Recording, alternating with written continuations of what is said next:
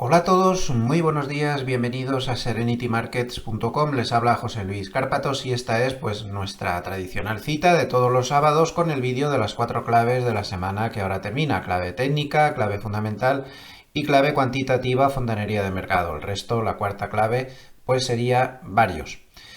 Bienvenidos, empezamos a grabar hoy sábado 16 de noviembre a las 9:41 de la mañana. Espero que hayan pasado una buena semana. Yo por mi parte pues trabajando mucho. El mercado está bastante movido y mucho trabajo con los clientes y con todo. Y con buenas noticias, porque esta semana por fin en la reforma con mayúsculas, pues se han puesto las pilas. Se han puesto las pilas. El lunes nos encontramos allí, había de todo, 5 o 6 electricistas, fontaneros, los que ponen las cocinas, eh, pintores y alguno más había por ahí que no me acuerdo ahora, todos a la vez. Entonces, bueno, parece que durante la semana se ha dado un empujón definitivo y parece que ya podemos empezar a pensar que la última semana de noviembre podría estar el tema terminado, que ya está bien y por fin ya pues mi situación podría ya quedarse definitiva, ¿no? Ya en la casa definitiva habría que hacer la última mudanza. Ay, qué miedo me dan a mí las mudanzas. Pero en fin, todo lleno de cajas para hacer la última mudanza. Ya vamos por la caja, me parece que es la 108. La 108. Bueno, pues a ver si ya por fin termino con este periodo de mudanzas y de historias y ya no me muevo pues el resto de mi vida, a ser posible. Que la verdad me apetece estar en mi rinconcito del mundo que me he buscado, tranquilo y quieto, ¿qué les voy a decir? En cuanto a series, pues sigo enganchado a tope con The Resident, El Residente. Voy por la segunda temporada, la verdad es que está muy bien hecha. Para los amantes de las series de hospitales está muy bien, además con un toque bastante diferente, ¿no? Viendo un poco la parte negativa de la industria farmacéutica y hospitalaria de Estados Unidos. Estoy muy enganchado. Y esta semana también he empezado a ver una serie danesa muy curiosa. Normalmente no veo series europeas, alguna española. No me gustan las series europeas porque suelen ser bastante malas. Esta no es que se mate mucho, pero tiene un argumento muy interesante, muy curioso y no está mal. No está mal. La voy a terminar de ver. Se llama Una familia como la nuestra y el guión no puede ser más curioso. Resulta que hay una subida del nivel del mar más alta de lo que se esperaba, empieza a dañar muy seriamente todo el territorio de Dinamarca y el gobierno danés decide cerrar el país. O sea que Dinamarca ya no existe y entonces la gente pues se tiene que ir a otro sitio porque el país se cierra y ya no existe más. Se acabó Dinamarca y entonces pues genera una serie de situaciones y sociales y económicas muy curioso, muy curioso. La verdad es que me llamó bastante la atención y aunque ya digo que en cuanto a realización y demás tampoco es que sea una maravilla, pero está muy bien. Yo voy a seguirla, Una familia como la nuestra.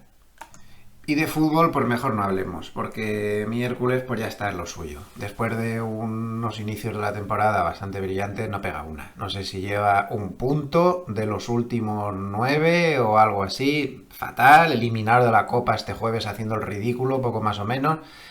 En fin, lo típico, lo malo de ser de estos equipos modestos. Ay, Dios mío, qué manera de padecer. Bueno, un poquito de propaganda antes de empezar. Sigue estando el periodo de matrícula abierto del programa que realiza mi buena amiga Judith Julián en TIFI Escuela de Negocios sobre swing trading.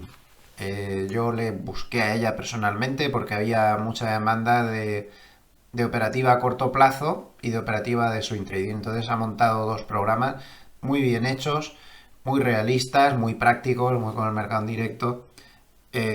Uno de muy corto plazo y este otro de swing trading, que la verdad es que merece la pena. Yo creo que Judith hace un trabajo fenomenal, se entrega mucho y sobre todo es que como lo hace todo con el mercado en marcha y con los gráficos moviéndose, pues se aprende mucho. Me parece que ha sido muy buena idea pues el haberla fichado para este tipo de programas, francamente. También recordarles que si entran en gloversia.com pues pueden acceder a las 10 estrategias, fondos y demás cosas que tenemos ahora mismo asesorando a instituciones. Esta semana me gustaría destacar el excelente trabajo que está realizando Marta en el Fondo Gestión Boutique 4. Como somos pequeñitos, pues no nos nombran mucho por ahí, pero el trabajo que está haciendo este fondo, pues yo creo que es muy bueno. Casi el 40% llevaba a valor liquidativo del miércoles en lo que va de año, casi un 40%. Está realmente muy bien. Además, esta semana les quería yo hablar de otra cosa, como ya hemos comentado en alguna ocasión. Pues además de todos estos productos en Gloversia EAF, también tocamos otras cosas, como por ejemplo activos ilíquidos. Léase pues inmobiliario y empresas no cotizadas. Somos bastante activos en este tema. Hay que dejar claro que somos muy prudentes, que nos cuesta mucho encontrar oportunidades, que por una que encontramos descartamos 100 sin exagerar, porque tiene que pasar por muchos filtros. Bueno, ya me conocen, soy en ese aspecto bastante conservador.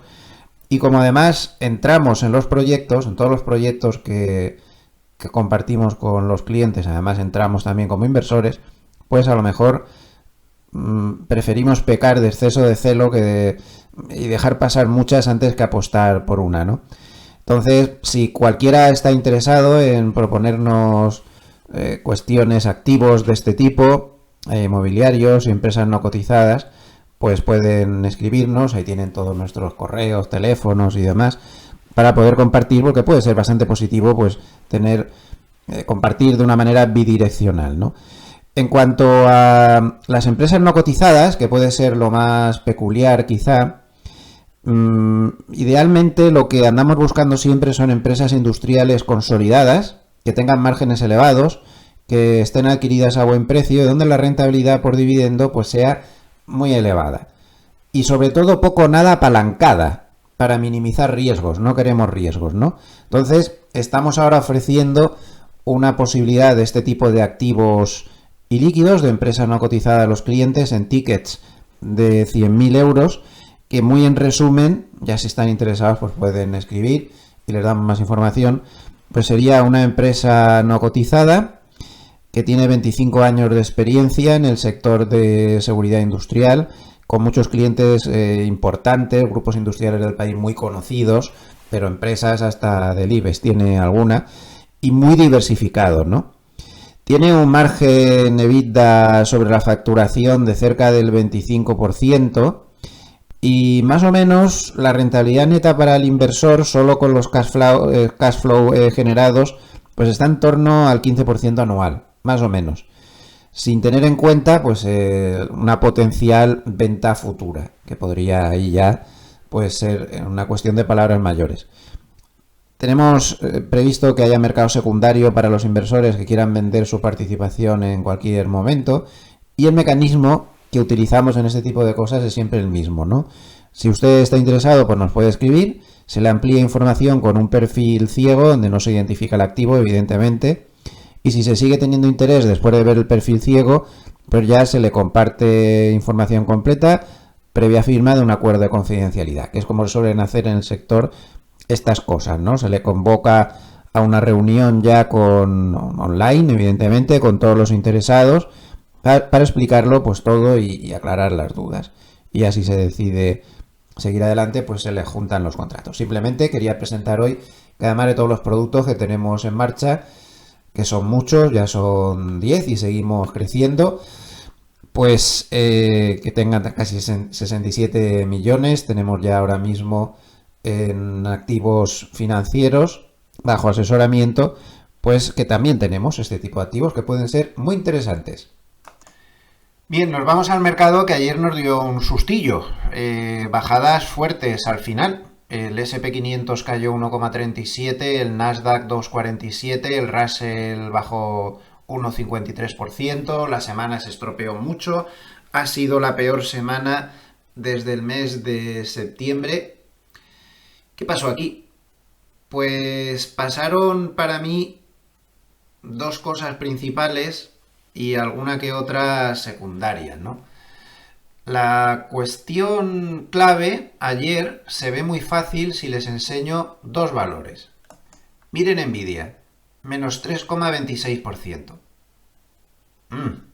Por cierto, ojo con Nvidia, le ha pasado un poco como al SP500 con el 6000, se ha parado en un número medio redondo también, muy significativo, que es $150. Ahí tiene muchos precios objetivos que le han dado hasta ese nivel y no solo se han subido, se mantiene ahí. Y también es un nivel psicológico importante, ¿no? Pero ayer ya ven que menos 3,26. Por cierto, tomen muy buena nota que el miércoles día 20, tras el cierre, va a publicar resultados este valor. Eso no es una cuestión menor.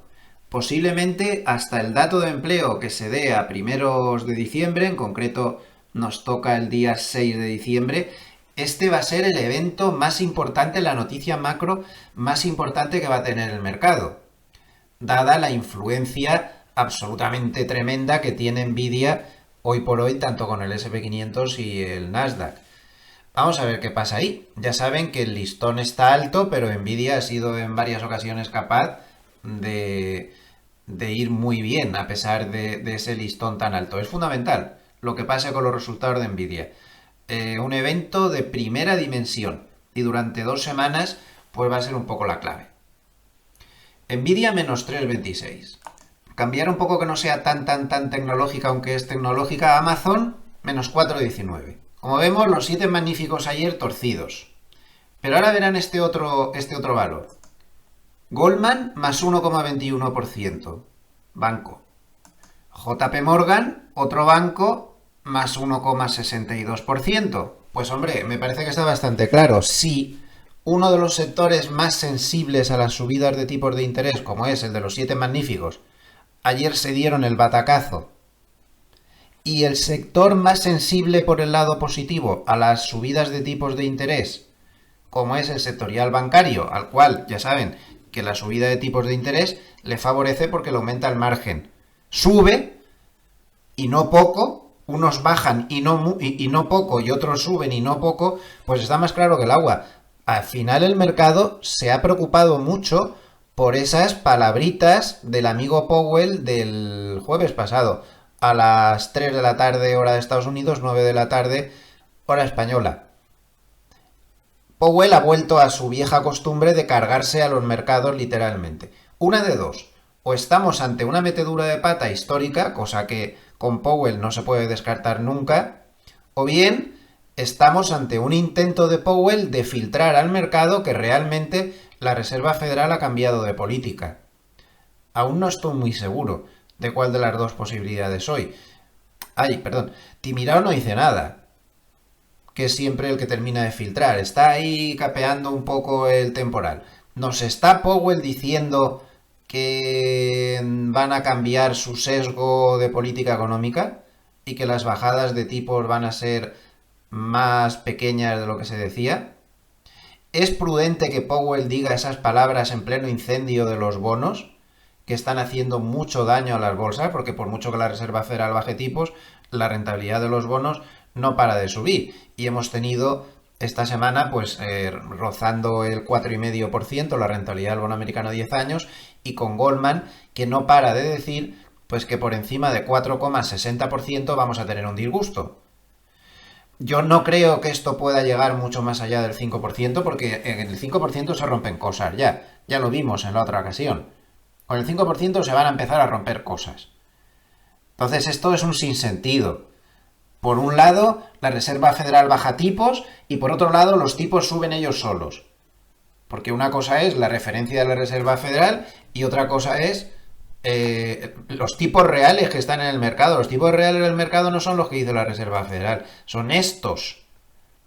Estos son los tipos reales del mercado. No paran de bajar los bonos americanos a 10 años y por lo tanto no para de subir la rentabilidad. Los bonos americanos a 10 años y los bonos americanos de todos los colores, con una tendencia bajista enorme, y esto no para de caer.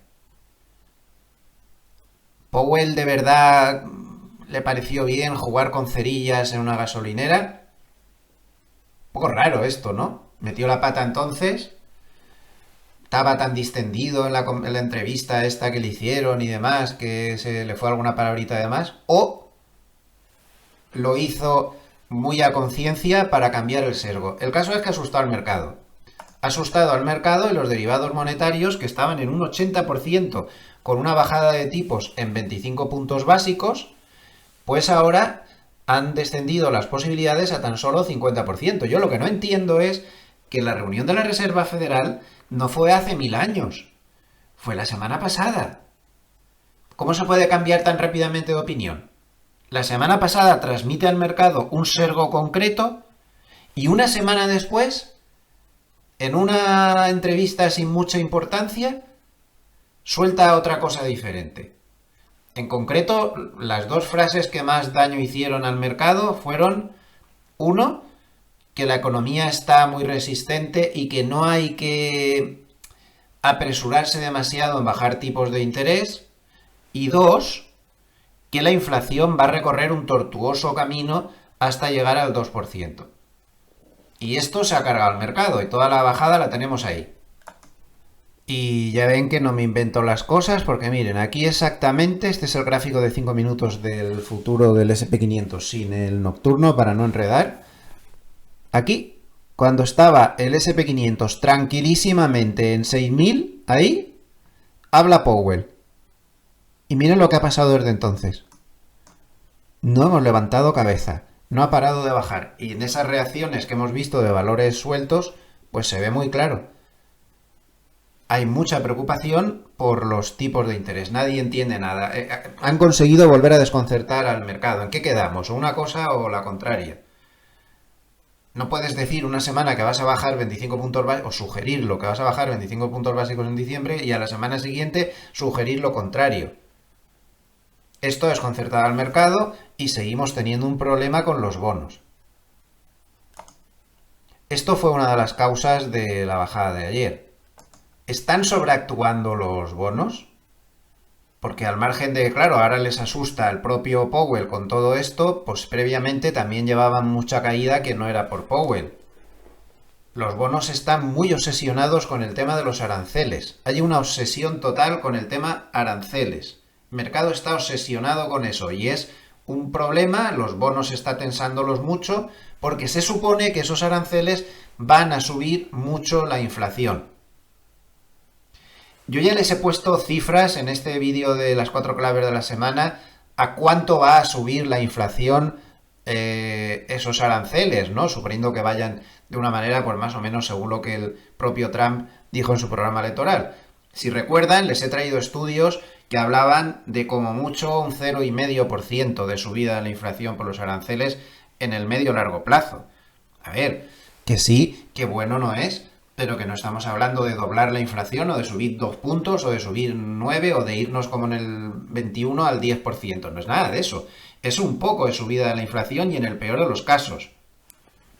Ayer, Goldman publicó un estudio bastante completo, es este estudio, un estudio bastante a fondo, donde intentan pues determinar qué puede pasar con todo esto de los aranceles, ¿no? Entonces, en el estudio, pues habla de que la idea que tiene Trump pues es subir aranceles, de quitar regularizaciones en el sector financiero y cosas así, y bajar notablemente pues la emigración ilegal, ¿no? Todo esto, pues aquí hacen un estudio completísimo y les voy a dar el resumen porque es un poco árido. Lo más importante para mí es un poco la comparativa de qué pasó durante la anterior guerra comercial. Si recuerdan, en su anterior mandato, en el año 2018, Trump empezó a subir los aranceles y hubo muchos problemas con este tema. Se desencadenó una guerra comercial, sobre todo con China y con algún otro país más, pero sobre todo con China, ¿no? ¿Qué pasó? La conclusión a la que lleva Goldman es la misma que la conclusión a la que se ha llegado en otros estudios de los que ya les he hablado, ¿no? Como los de Barclays, Deutsche Bank, Morgan Stanley. Hemos visto muchos estudios ya sobre esto. Llegan a la misma conclusión, que podemos estar hablando de algunas décimas, 0,3%, algo así, no más. O sea, que tampoco es para tanto miedo y tanto terror y que la Reserva Federal pueda cambiar el ser con su política económica. Y es que no termino de entenderlo. ¿Qué cálculos están haciendo? Porque los estudios no dicen eso. Más bien dicen otra cosa. En el paper que les acabo de mostrar, Goldman llega a la conclusión de que lo que sí que puede afectar todo esto es al crecimiento. En Estados Unidos le puede afectar si hay una guerra arancelaria con unas décimas, pero en Europa, en cambio, le puede hacer muchísimo daño. Podemos estar hablando de medio punto del Producto Interior Bruto para arriba. Esas son las conclusiones, pero respecto a la inflación no ven tampoco tanto problema. Y publican este gráfico, que me parece el más interesante del estudio, por no hacer esto muy aburrido, porque el estudio es un poco pesado. Interesante sus conclusiones, pero un poco pesado. Fíjense lo que pasó en la otra guerra arancelaria del 2018. Si miramos en línea azul gruesa los activos, los bienes, ¿no? Los bienes que se veían impactados por los aranceles, efectivamente subió la inflación de esos bienes. Los que se veían impactados por los aranceles. Pero si miramos lo que pasó con el resto de bienes que no se veían afectados por los aranceles, como ven, bajaron. O sea, no solo no subieron en la guerra comercial, se quedaron igual y luego más adelante bajaron.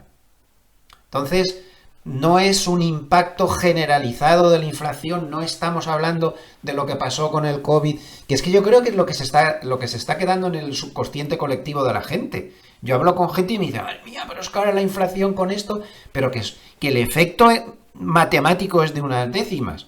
Nada más, no es eso. Entonces yo creo que no estamos ante un 2020, 2021 que los precios de producción se disparan porque hay una escasez de bienes y entonces la inflación se dispara y esto lleva... Que no es eso. Que no es eso. Y este estudio pues es lo que dice. Que puede afectar ahí.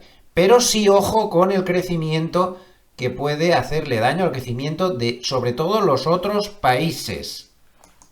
Entonces al final Goldman pues publica una tabla con sus conclusiones aplicadas y dando unas previsiones, ¿no? Entonces lo que nos interesa es esto que pone Goldman Sachs aquí, para el 2024 pues tiene unas previsiones, lo que nos interesaría más sería el 2025, ya con esos aranceles y todo eso que tiene tanto temor el mercado en marcha. Bueno, pues para Estados Unidos le da un crecimiento normal y corriente. Para China le da un crecimiento algo bajo, pero tampoco es ninguna catástrofe. Y para Europa le da un crecimiento bajo a causa de este tema. Pero esto tampoco es una sorpresa, me parece a mí, tan mayúscula, ¿no? En cuanto a los tipos de interés, pues aquí toma los tipos de interés a 10 años. Y para el 2025 estima en Estados Unidos un tipo de interés parecido al que hay ahora, un poco más bajo. 4,25%, pero no espera, por lo tanto, ninguna catástrofe hacia arriba. Esto es importante también. En cuanto a los commodities, pues para el petróleo Brent, 74 a 12 meses dólares por barril, a 3 meses 76, teniendo en cuenta que el último está en 72. Yo creo que este es un factor que nos estamos también, no sé, evadiendo de considerarlo, pero sí es importantísimo. A lo mejor esto es más importante incluso que la manía con los aranceles. Que no, para mí, personalmente, no es que sea muy bueno eso de los aranceles, pero yo estoy analizando fríamente y de una manera neutral. Pero es que esto del petróleo es muy importante. Lo que está diciendo Goldman es que el petróleo va a estar en niveles muy parecidos a los de ahora en los próximos 12 meses. Otra cosa que decirte, pero la previsión sería esa. Es decir, que la previsión, perdonen que está en un gráfico de 5 minutos, que la previsión para el petróleo West Texas es que se quede más o menos por donde está ahora. 67 dólares por barril, 68, 70. Si aciertan, este precio del petróleo es muy bajo y es un precio que va a favorecer mucho a la inflación, que va a favorecer mucho a que no haya presiones inflacionistas. Si colocan un gráfico del IPC y un gráfico del petróleo, lo superponen, verán que el paralelismo es tremendo. Tiene una correlación los IPC de todos los sitios con el petróleo gigantesca. El petróleo tiene una capacidad de transmisión de inflación o de bajarla realmente prodigiosa. Y de momento, el petróleo no afecta, no le hace daño a la inflación y no tiene pinta por las previsiones que está haciendo Goldman de que eso vaya a afectar. Pero es que es más. Incluso el petróleo podría estar más abajo de lo que nos creemos. Porque también creo que se está infravalorando otro factor que es muy importante. Que es el siguiente. Que podríamos encontrarnos en el 2025 con una fuerte bajada del riesgo geopolítico. Y esa fuerte bajada del riesgo geopolítico podría hacer bajar los precios de la energía más aún y favorecer mucho más la inflación.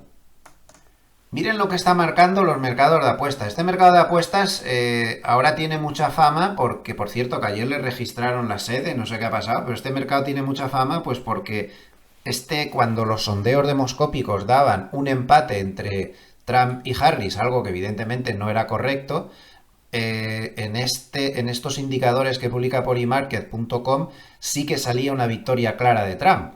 Así que ellos fueron los que acertaron, no los otros. Pero fíjense en este parámetro tan curioso que publican ahora.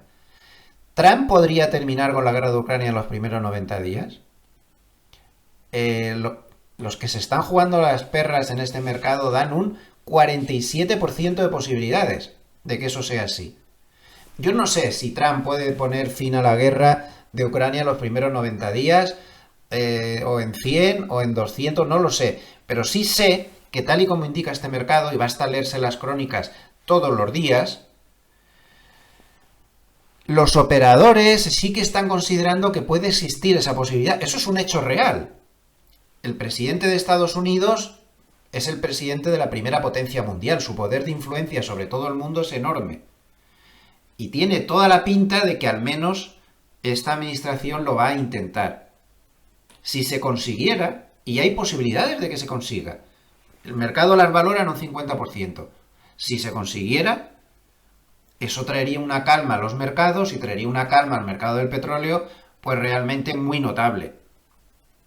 Entonces este es un factor a tener en cuenta. También durante la semana se ha hablado que Hezbollah e Israel estaban en medio de una negociación bastante avanzada para que pudieran llegar a un alto el fuego duradero en la zona. Y también ambas partes dejaban caer que esto era un poco por el cambio de presidencia también. Irán, durante la semana, hay rumores de que podía haber renunciado a su siguiente represalia contra Israel y se citaba también como argumento el cambio futuro de presidencia en Estados Unidos. Entonces, con razón o sin ella, y yo no voy a entrar en valoraciones aquí, pero con razón o sin ella, mucha gente en el mercado cree que puede haber muchas posibilidades de que con esta presidencia bajen mucho las tensiones geopolíticas. Eso podría ser bajista para el petróleo, alcista para el resto de mercados y podría compensar alguna décima que pudiera subir con las medidas que sí que perjudican al mercado, como pueden ser los aranceles. Si seguimos con las previsiones de Goldman, tampoco tienen una previsión de mucha subida del gas natural.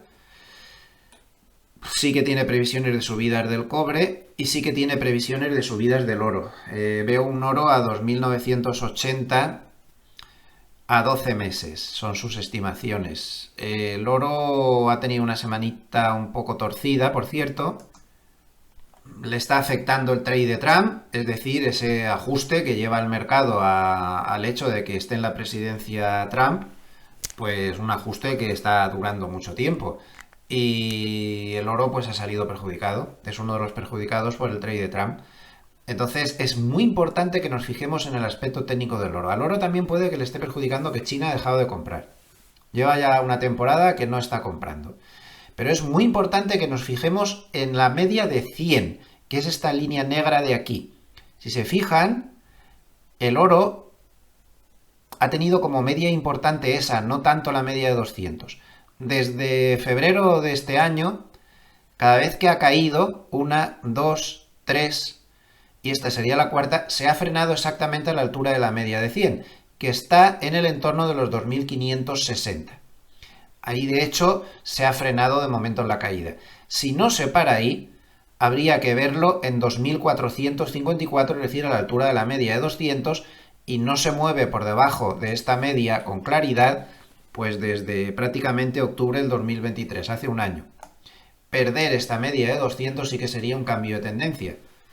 Pero de momento lo que tendríamos sería una corrección dentro de la tendencia alcista. No ha perdido nada grave, que ni siquiera tampoco ha salido aún con claridad la nube Ichimoku. Está ya 2 velas por fuera de la nube Ichimoku, eso no me gusta. Ya saben que ahora le pediría que perdiera el mínimo para confirmar. Para mí ya 2 velas por fuera de la nube Ichimoku perdiendo el mínimo no es una buena señal técnica. Pero de momento aún no lo ha hecho, está al límite. Está al límite en zona de soportes importantes. Vamos a ver qué pasa. Ojo a las previsiones en divisas. Goldman le da al euro contra el dólar una previsión a 3 meses del 1,06, es decir, más o menos por dónde está, pero le da a 12 meses 1,03. Darle una previsión de 1,03 es darle una previsión de que puede tocar la paridad a lo largo del 2025. Algo nada descartable.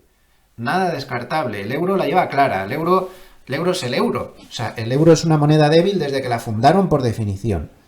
Tiene muchos problemas y ahora va a tener muchos más problemas de crecimiento que Estados Unidos. Y con el tema de los aranceles le va a ir peor que Estados Unidos. Eso es un hecho y se ve en el mercado cada día. Miren qué curioso este gráfico de Bespoke. Mientras que Wall Street pues se lo tomó bien, ahora menos, con esta corrección pues ya no tan bien, pero miren cómo han reaccionado diferentes mercados desde el día de las elecciones, que es una historia muy diferente a lo que está pasando en Wall Street.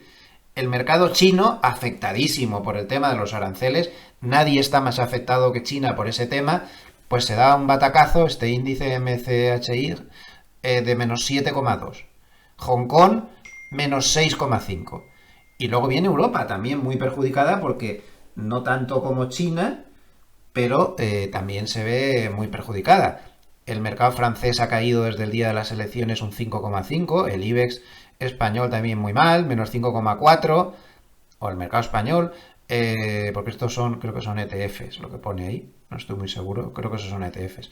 El italiano menos 4,5, Reino Unido menos 4,3, Alemania menos 3,9, India menos 3,2, Brasil menos 2,8, México menos 2,4, Japón menos 2,3 y Australia menos 1,2.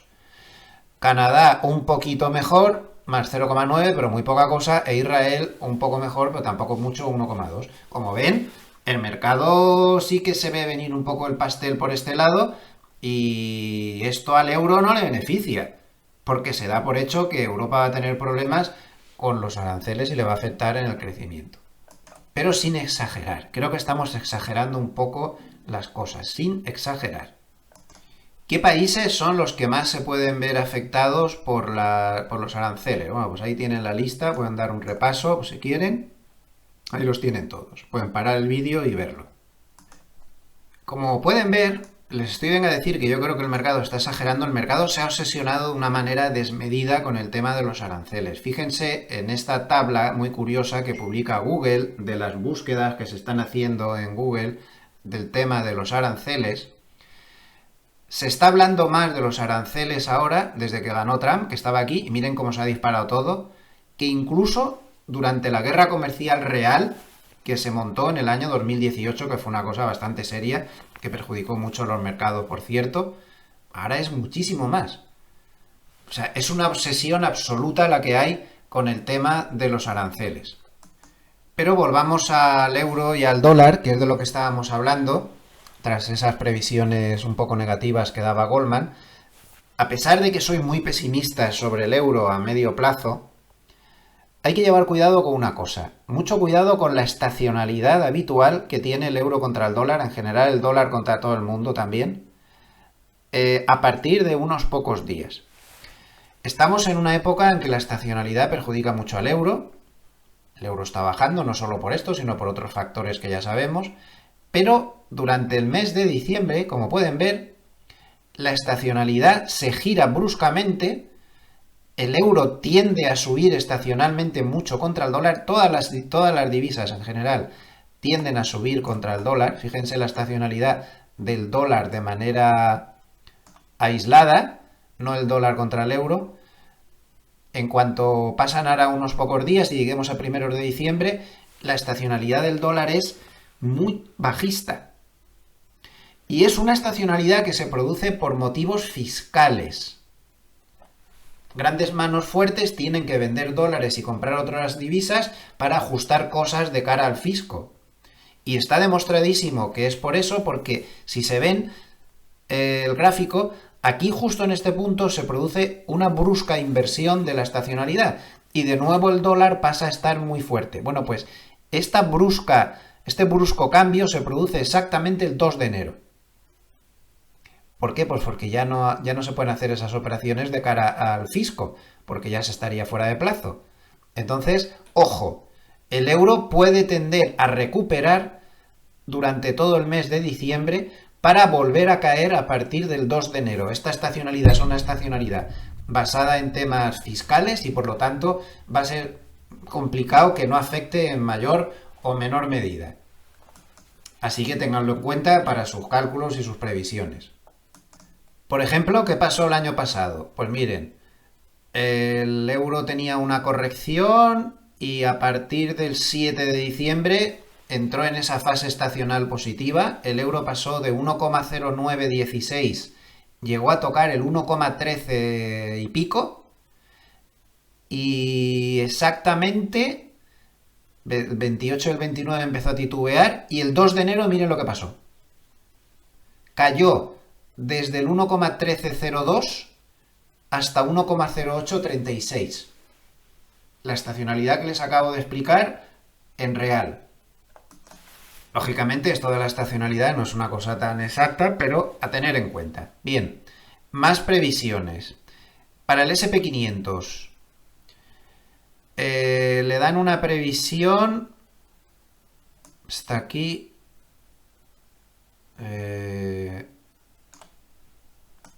Bueno, no dan una previsión de niveles, dan una previsión de crecimiento de los beneficios, una subida de beneficios bastante interesante, y le dan una subida a 12 meses de un 6%. Esto es para el 2024, no veo previsiones para el 2025. Vámonos a lo que nos interesa, que por eso hemos empezado a ver sobre todo este paper. La inflación. Teniendo en cuenta los aranceles, que los han tenido totalmente en cuenta. Inflación esperada para el 2025 en Estados Unidos, el 2,4. ¿Se dan ustedes cuenta cómo esto de los aranceles no tiene por qué cambiar tanto el tercio? No sea santo de qué ha venido el numerito de Powell. 2,4%. Para la eurozona, un 2%. Pues tampoco parece que tengamos que salir corriendo. Es lo que estoy intentando decir. Esto es lo más importante de las previsiones y esto es a donde quería llegar como colofón final. Por lo tanto, no exageremos el tema porque no es para tanto y puede haber factores compensatorios, como además se les acabo de explicar, con esa posible bajada de la tensión geopolítica. Además, durante la semana pues hemos tenido dato de IPC, que tampoco mostró ninguna tensión así excesiva ni nada. Salió el dato pues más o menos en línea con lo esperado y sigue sin ser pues nada preocupante. Por lo tanto, pues ya próxima cita macro con el dato de empleo del día 6. Y de momento en la hoja de ruta pues vamos a mantener la misma hoja de ruta de la semana pasada. A pesar de la bajada que acabamos de ver, vamos a seguir esperando la posibilidad de que haya rally de fin de año a partir de ahora, es decir, que esta bajada pueda dar oportunidades. Creemos que no han desaparecido los factores a pesar de esta intrusión, ¿no?, de Powell en la ecuación, que es bastante inesperada. No se esperaba que apareciera por aquí a marear la perdiz en estos momentos, pero las cosas siguen igual. Como podemos ver, llevamos mucho rato intentando demostrar que desde el punto de vista macro no hay perspectivas de que la inflación sea tan preocupante como se está diciendo. Los datos de crecimiento siguen bien. Recuerden que la semana pasada cambiamos el sesgo para el 2025 al ver ese dato de ISM de servicios que permanecía muy robusto. Entonces hemos quitado lo que estuvimos mucho tiempo pensando de un desplome en el 2025 y ahora hemos pasado a neutrales en el 2025 a la espera de acontecimientos. La hoja de ruta termina ahí, no hay más visibilidad para hacer más. Sigue existiendo posibilidad de rally de fin de año, no sé hasta dónde llegará esta corrección, para luego poder volver a subir. Esta corrección es rara e incompatible con el rally de fin de año y demás. Es rara después de tanta euforia que se había producido con las elecciones. Y ahora de repente que se apague un poco. No, no es raro. Vamos a verlo. Este es un gráfico muy bueno. Aquí tienen los autores y que nos da unas pistas excelentes sobre lo que está pasando y sobre lo que podría pasar. Vamos a mirarlo con bastante interés, ¿de acuerdo? Este gráfico muestra determinados parámetros cuando Trump ganó las anteriores elecciones y cómo se comportó el mercado desde las elecciones, ¿no? Entonces, atención, si nos fijamos, por ejemplo, en la línea azul, que es valores domésticos contra internacionales, vemos que se tuvo una subida bastante clara. Luego, a mediados de noviembre, hubo dudas. Vamos a hacer una bajada ahí. Y luego, a partir de mediados de noviembre, volvió a remontar y a primeros de diciembre se tuvo su máximo. Pero me parece más relevante la línea negra. La línea negra es el Russell contra el S&P 500.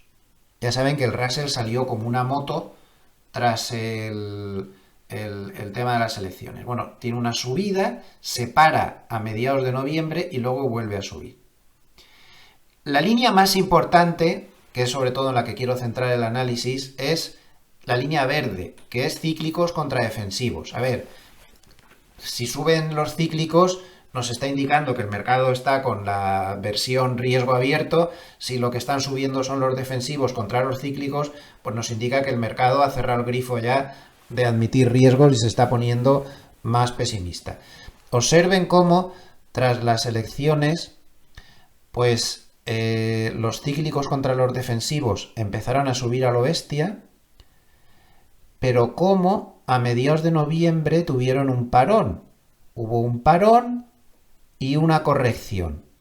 Y hacia primeros de diciembre, de nuevo los cíclicos lo volvieron a hacer muy bien contra los defensivos. Todo esto siguió subiendo hasta mediados de diciembre y a mediados de diciembre se acabó la fiesta.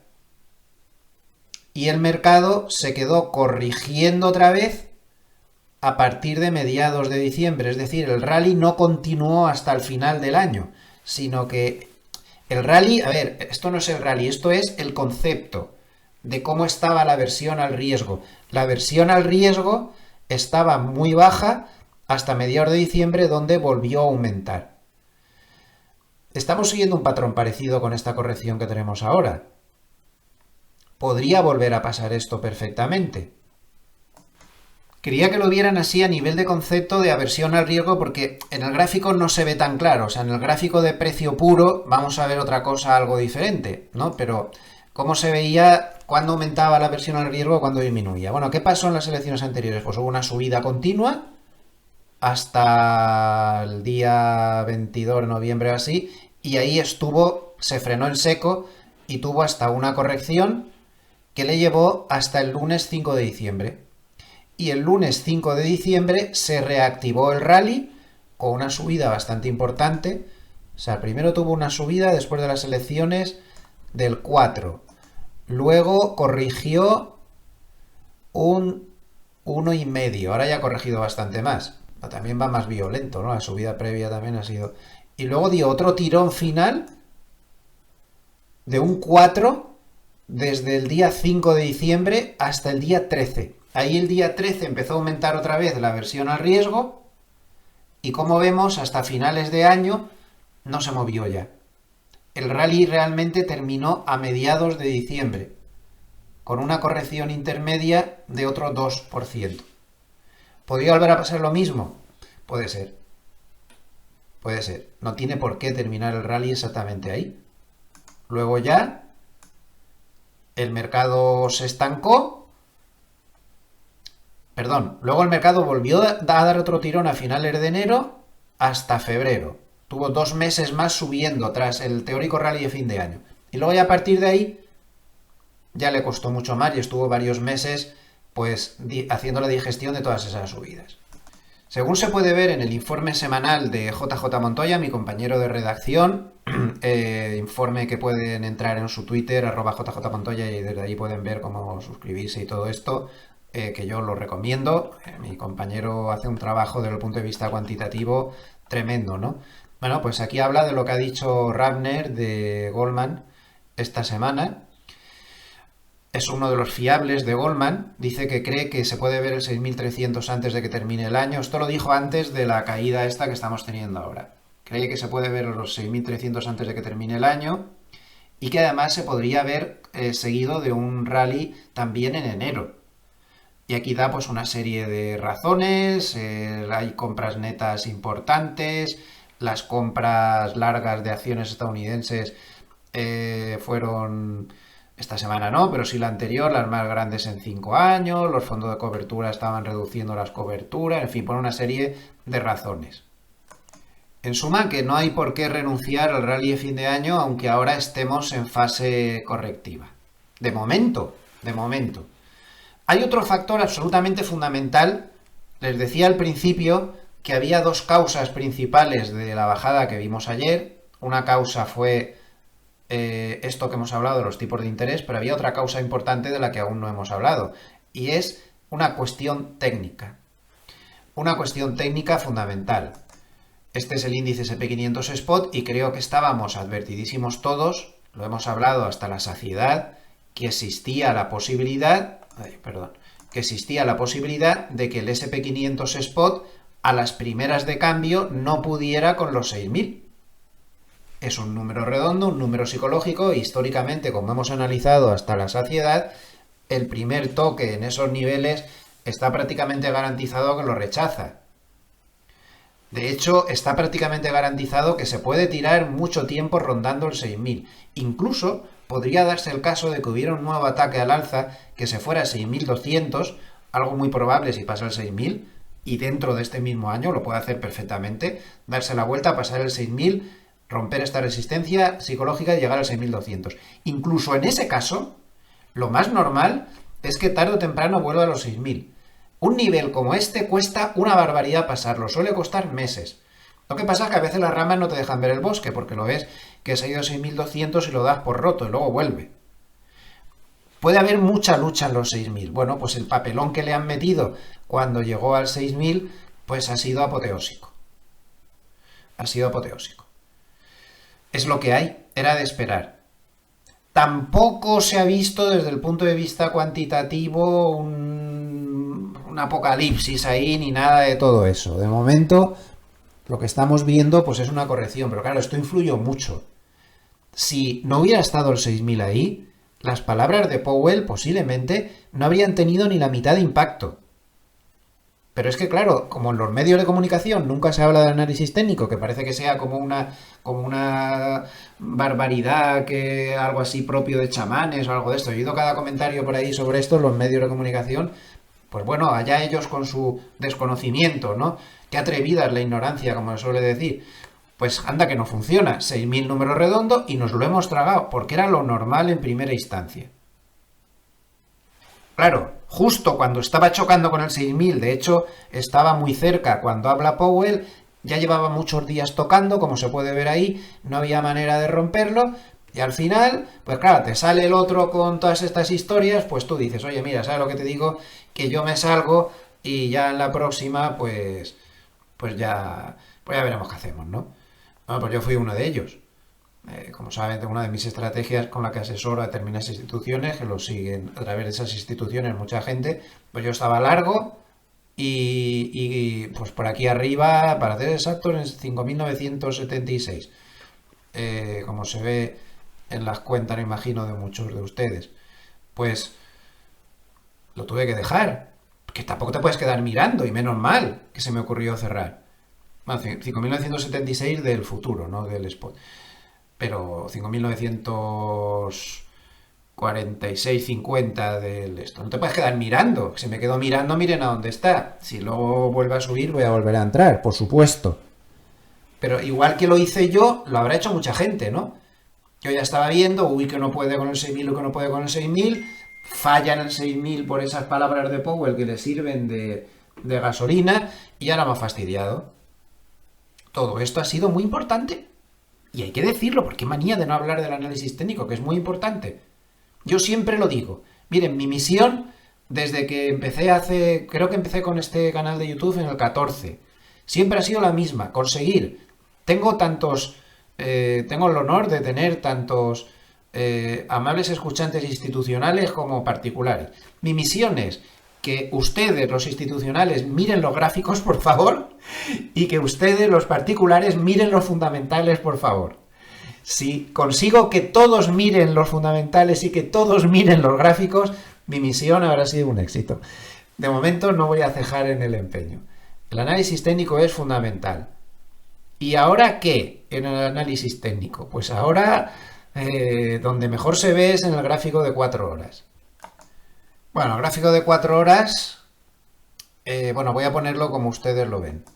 Ya saben que a mí me gusta quitarle el nocturno. Pero bueno, el gráfico de 4 horas, el análisis técnico está funcionando de manera impecable. El SP500 es un activo, yo creo que es el mejor del mundo para cumplir con las cosas técnicas. No hay mejor activo que el SP500 para estas cosas. Como ven, qué casualidad. Se ha parado exactamente a la altura de la banda de Mogilev. Qué casualidad, ¿verdad? Tengan en cuenta que esta banda de Mogilev se estableció el día 6 de noviembre. Y muchos días después, el día 11, cuando llega, se para exactamente a su nivel. No me cansaré de repetir que estos niveles son fundamentales. Si quieren saber más, pueden entrar en el apartado de píldoras de Cárpatos y lo verán. Bueno, voy a recomendar este vídeo, lo verán en la parte de arriba a la derecha.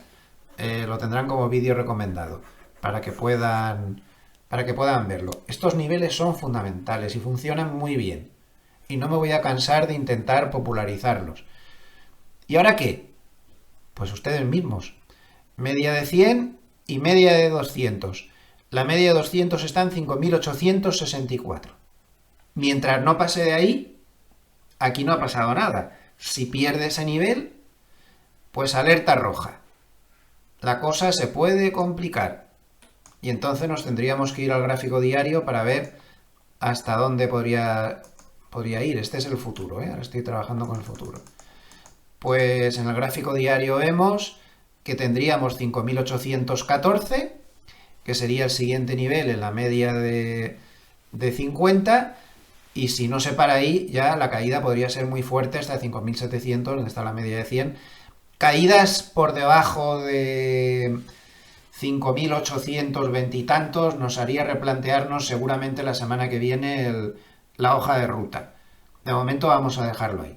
Entonces, aspecto técnico absolutamente fundamental. Fundamental. Aún hay una tercera causa de la bajada de ayer que es importantísima que la tengamos en cuenta. Ya a lo mejor, pues no tan fundamental como lo del 6.000 y lo de los tipos de interés, pero que también es muy importante. Y es que ayer fue vencimiento de opciones. Entonces ya saben, lo hemos advertido muchísimo, que se abre una ventana de volatilidad a partir de la apertura de Wall Street del viernes de vencimiento, porque ya en la apertura vencen casi un 60% de las cosas que tienen que vencer. Entonces, ¿qué pasó a partir de la apertura de la ventana de volatilidad? Pues que le dieron hasta en el carnet de identidad. Esa ventana de volatilidad nunca se sabe, podría haber sido aprovechada para romper el 6.000. Pero el mercado consideró todo lo contrario, que iba a aprovechar la desestructuración de posiciones para atacarle a la baja. Entonces, bueno, pues esto es muy normal, pasa muy a menudo y normalmente esta ventana de volatilidad que están aprovechando para darle bien dado, desgraciadamente, pues se suele cerrar a media sesión del martes.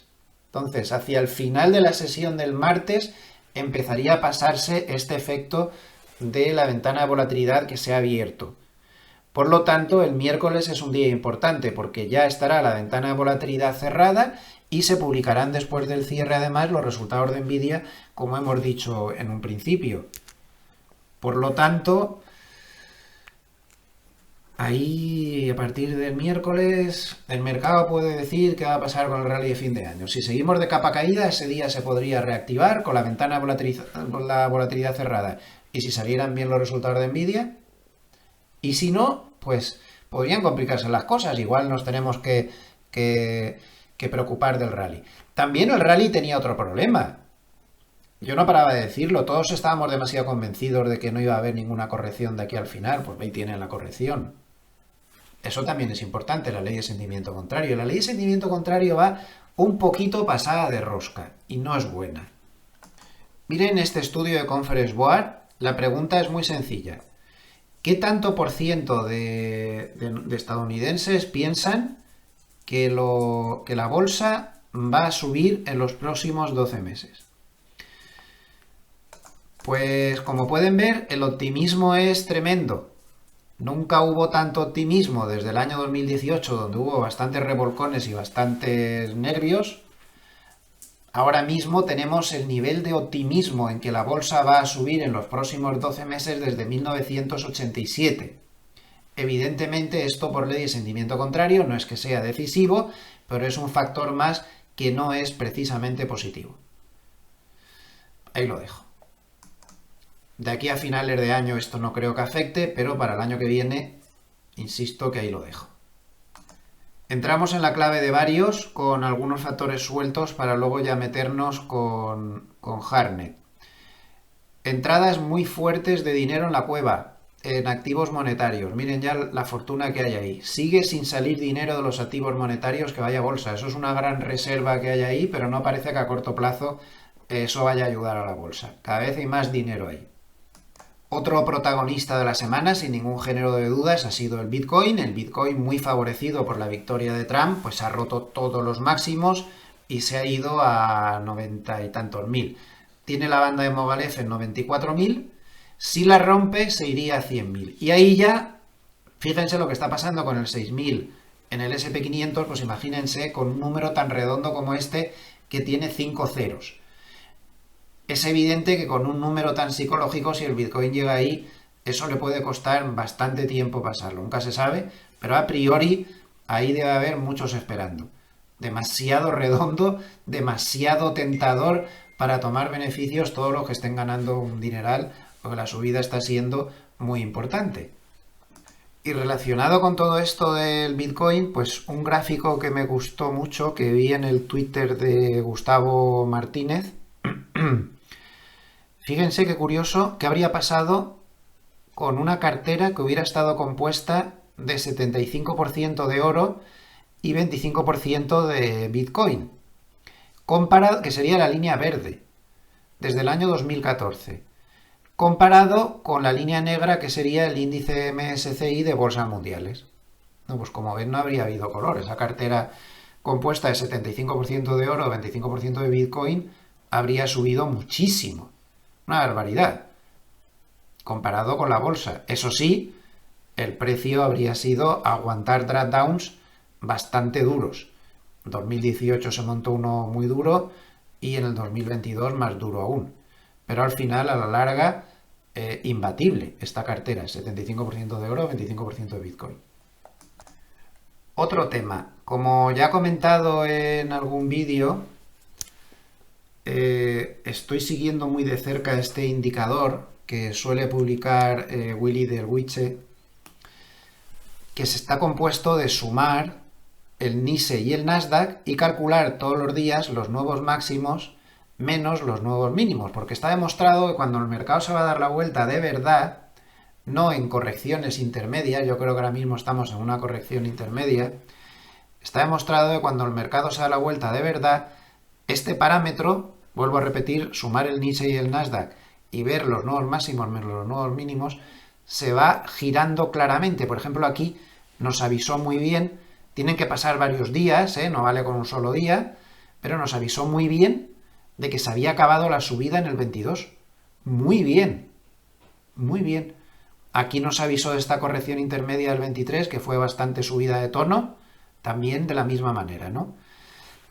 La semana pasada no había ningún peligro porque estaba en máximos este indicador de mucho tiempo atrás. Pero esta semana, por primera vez en 3 meses, ayer tuvimos un día donde la suma de todas estas cosas dio más mínimos que máximos. De momento no es nada grave porque se necesita una agrupación de días, pero es un toque de atención. Lo seguiré muy de cerca. Pero solamente en el caso de que se fueran repitiendo bastantes más días así, habría que preocuparse. Ayer lo que pasó pues fue esto. En el NISE, 113 nuevos máximos y en el Nasdaq 115 nuevos máximos, pero en el NISE 58 nuevos mínimos y en el Nasdaq 203 nuevos máximos. Es decir, la suma de los mínimos fue mayor que la suma de los máximos por primera vez, insisto, en 3 meses. De momento solo es un toque de aviso. Es un solo día. Si esto siguiera así, habría que andarse con cuidado. Seguimos en varios. Fíjense qué curioso este gráfico, cómo tienden a mejorar los valores que hacen splits sobre el S&P 500. A 3 meses ganan casi 4 veces más que el S&P 500, a 6 meses ganan casi 3 veces más y a 12 meses pues casi 3 veces más también.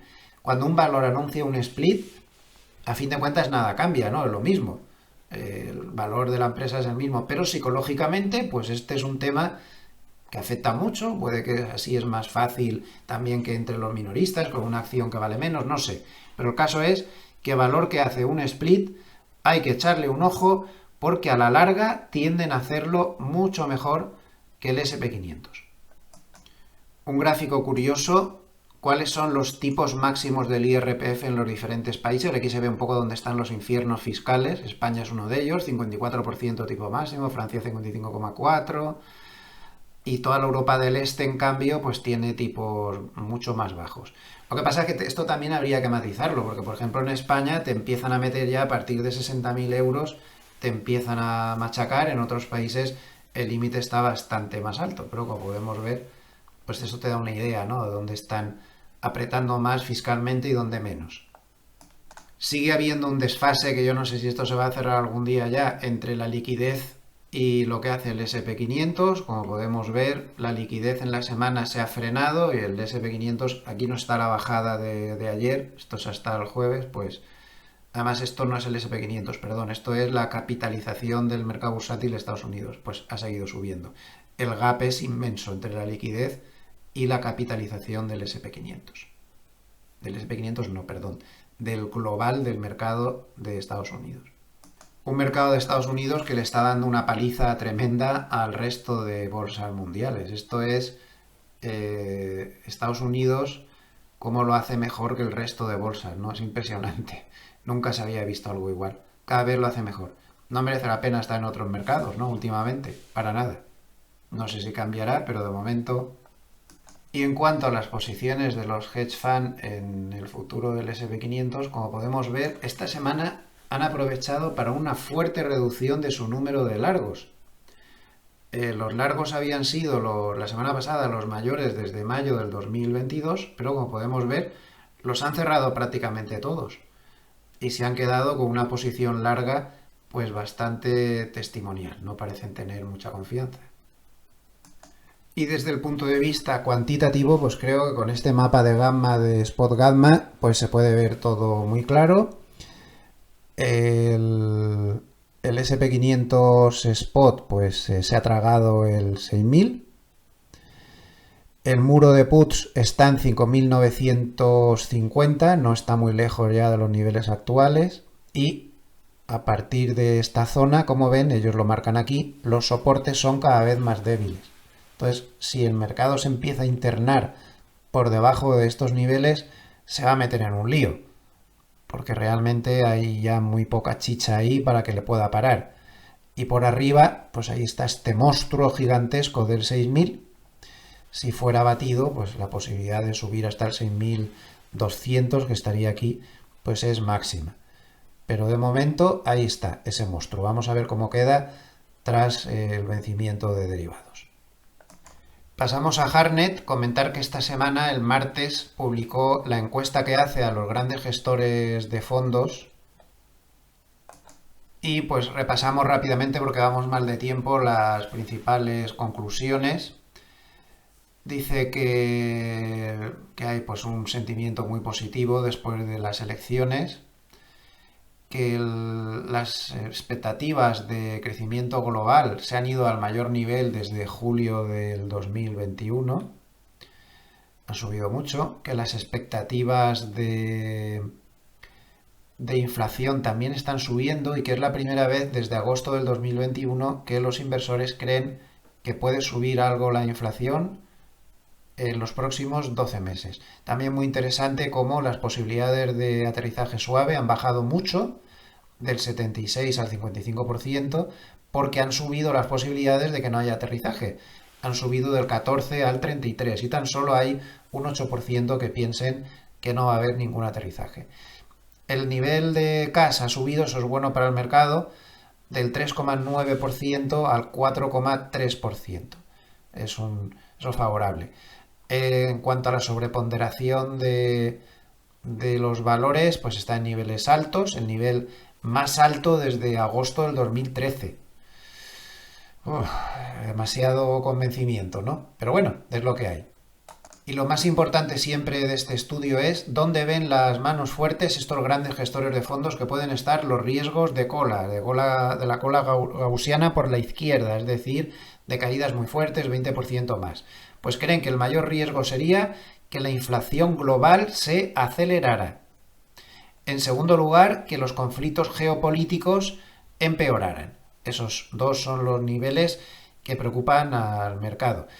Y en tercer lugar, ojo, porque esto no sé qué fecha se hizo, pero es que hubiera una barrida en las elecciones de Estados Unidos, es decir, que se le dejara manos libres. Bueno, aquí está marcado. Lo que está así como con puntitos es después de las elecciones.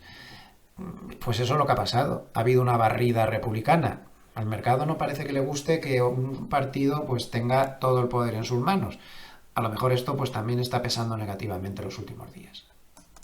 Bien, empezamos con Hartnett. Tienen su título.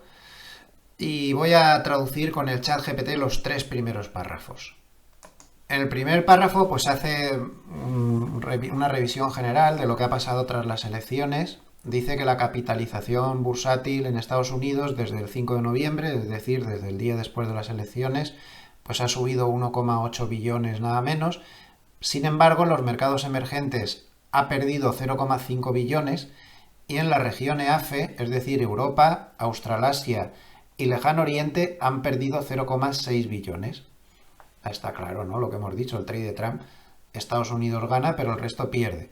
Los inversores están apostando completamente por un Trump 2.0, lo que refleja una visión de excepcionalismo estadounidense. Esto ya saben que se ha hablado mucho últimamente de eso del excepcionalismo estadounidense. Es difícil para los asignadores de capital prever un techo en el exceso de valoración de los activos de Estados Unidos. Recuerden el gráfico que hemos visto antes, ¿no? Que los activos de Estados Unidos lo hacen muchísimo mejor que el resto del mundo desde hace ya mucho tiempo. El dólar estadounidense en términos reales, es decir, ajustado por inflación, alcanza su nivel más alto en 55 años y las acciones estadounidenses en relación con las del resto del mundo están en máximos de 75 años. Este es el gráfico que les he puesto antes. Bueno, ¿cuál es el relato del mercado actual tras las elecciones? El dólar es nuestra moneda, pero su problema. El problema para los que no estamos en Estados Unidos.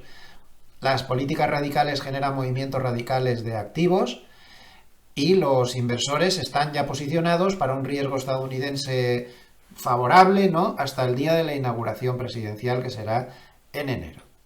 Sin embargo, reflexiona que a medida que el optimismo crece, las condiciones financieras en Estados Unidos se están endureciendo. Lo que hemos hablado, los bonos no paran de subir rentabilidades. Y empiezan a aparecer grietas en sectores apalancados como el oro, las pequeñas capitalizaciones, mercados emergentes, etc. Un aumento adicional en las rentabilidades de los bonos a largo plazo, pone el ejemplo del bono a 30 años, que llegara al 5 y que los bonos a 2 años llegaran al 4,5, podría provocar una reversión de riesgos significativa, especialmente si los bancos se convierten en una trampa alcista y no logran mantener sus nuevos máximos. Es decir, aquí tenemos la primera perla interesante.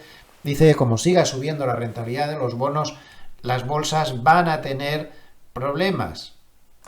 Dice que el mercado pues está anticipando un Trump 2.0 y que, bueno, pues Wall Street está anticipando que aquí se va a caer todo el mundo menos Estados Unidos. Y entonces él lo que piensa es que precisamente entre los humillados, entre todos los que están cayendo ahora más de la cuenta por las elecciones, podrían surgir las buenas oportunidades. Ese es el título que ha puesto en el paper. Aquí volvemos a tener ese famoso gráfico de cómo Estados Unidos lo hace mejor que el resto. El indicador Bull and Bear no marca peligro, 5,9, no está marcando que haya que salir corriendo. Y en cuanto a flujos, pues lo que hemos dicho antes, una entrada extraordinaria en la cueva, en monetarios, 97.600 millones de dólares, una barbaridad. Es el nuevo récord histórico con 6,7 billones de dólares dentro de los monetarios. También ha entrado mucho dinero en bolsa, 53.200 millones. Recuerden que en el estudio no está el día de ayer. Muchísimo dinero entrando en criptodivisas, 6.000 millones. En un mercado como las criptos, el tamaño que tiene es mucho dinero. Una exageración. De hecho, es la semana que más dinero ha entrado en la historia, lo pone aquí. 2.800 millones de dólares en bonos, es poca cosa. Y fuertes salidas del oro. Para el tamaño que tiene, 1.600 millones de dólares de salidas es bastante. Me voy a soltar algunos párrafos, que es darle un poco vueltas a todo, y me voy a centrar en este, que sí que es importante. Lo traduzco con el ChatGPT. Bueno, aquí lo tenemos. Dice que de momento el mercado está en modo TINA. Le encantan los acrónimos a Harnett. TINA significa no hay alternativa de trading.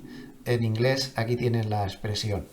Según él, el mercado piensa que no hay alternativa a estar, que no sea otra cosa que estar largo en dólares, largo en acciones solo de Estados Unidos y corto en bonos del Tesoro de Estados Unidos después de las elecciones. Pero dice que él cree que todo esto podría cambiar antes del día de la inauguración presidencial, que recuerdo que es en el mes de enero, si se endurecieran las condiciones financieras. En concreto, rentabilidades de los bonos a 30 años superiores al 5% y rentabilidades de los bonos a 2 años superiores al 4,5%. Y rentabilidades del bono americano a 10 años, pero reales, es decir, ajustadas por inflación, 2,5%. En suma, no se compliquen mucho con los niveles.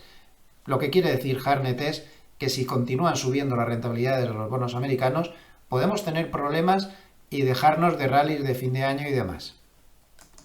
Y el último párrafo sí que es muy interesante porque son recomendaciones directas que da. Dice que su recomendación para los asignadores de activos en el primer trimestre del 2025 sería la siguiente. Comprar bonos del Tesoro si los rendimientos suben al 5%. No especifica qué tipo de bono. Me imagino que debe ser el bono americano a 10 años, que es el que siempre se usa. Desde luego un 5% en el bono americano a 10 años. A mí me parece, yo estoy muy de acuerdo con él, me parece un nivel de compra muy, muy bueno. Porque además lo que dice a continuación tiene toda la razón. Dice que la Reserva Federal, que señalará en el primer trimestre su determinación de controlar las expectativas de inflación, manteniendo su política sin recortes en 2025, pero lo más importante es esto. Dice, los bonos podrían forzar a la nueva administración a moderar los aranceles. Totalmente de acuerdo. Ya que permitir una segunda ola de inflación sería un error político grave. A Biden posiblemente le ha costado las elecciones, entre otras muchas cosas, por culpa de que no controlaba bien la inflación. Aunque es muy difícil revertir las tendencias estructurales del endeudamiento y el gasto del gobierno, la realidad y el reconocimiento por parte de la nueva administración de la magnitud del problema, que ya lo han hecho, auguran una moderación en el exceso fiscal.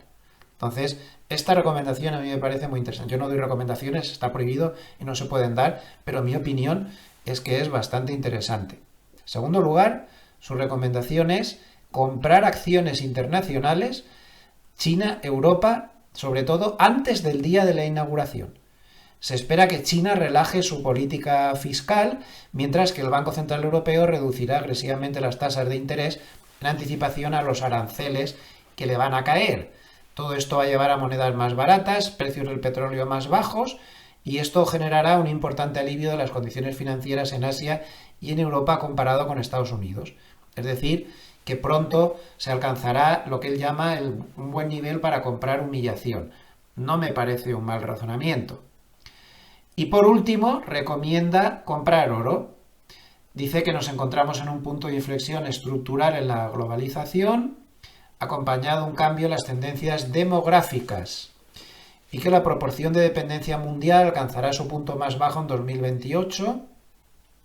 Hay muchas necesidades energéticas de la inteligencia artificial que respaldan la demanda de activos como el oro y las criptomonedas, que siguen siendo las mejores coberturas estructurales contra la inflación a largo plazo. Aquí Hartnett dice que oro y criptomonedas serían las mejores coberturas estructurales contra la inflación a largo plazo. De todas estas recomendaciones, la más importante creo que es esta. Cuidado si los bonos siguen subiendo rendimientos, nadie puede permanecer impasible. A veces un tanto demasiado lanzado Powell se va a tener que moderar y el propio gobierno no puede permitir que la rentabilidad de los bonos siga subiendo, que se le vuelva a disparar todo, que las condiciones financieras sean muy restrictivas y que la inflación se le complique. Creo que Hartnett tiene toda la razón, no lo van a permitir, y más teniendo en cuenta que este nuevo gobierno por lo menos ha reconocido, como dice ahí, que hay un problema además con la deuda y con todas estas cuestiones. Lo dejamos aquí, que vamos un poquito pasados de tiempo, tienen todos los datos. Si les ha gustado este vídeo, pues ya saben, les agradecería mucho un like, nos ayudan mucho los likes, o que se suscriban al canal si aún no lo han hecho, pero los likes nos ayudan mucho, no se crean que darle ahí cada vez nos favorece mucho. Recuerden que todo lo que he dicho son mis opiniones personales, que no he intentado en ningún momento sugerir ninguna recomendación, cosa que está terminantemente prohibida por la ley, y que son ustedes los que tienen que, partiendo de la base de que yo no suelo acertar mucho, tomar sus propias decisiones bajo su propio análisis, que es el único que vale. Les deseo que pasen muy buen fin de semana con la familia y amigos, que es lo mejor que tenemos en el mundo. No se olviden de las Navidades. Aquí toda la familia tiene ya toda la parafernalia puesta en Navidad, menos yo, que como aún no tengo casa definitiva, pues aún no he podido. Lo tendré que hacer a toda prisa si se cumplen los plazos de la reforma. Muchísimas gracias a todos por estar ahí, a todos los amables escuchantes, una semana más. Nos vemos mañana con el pequeño vídeo de reflexión de todos los domingos. Hasta pronto.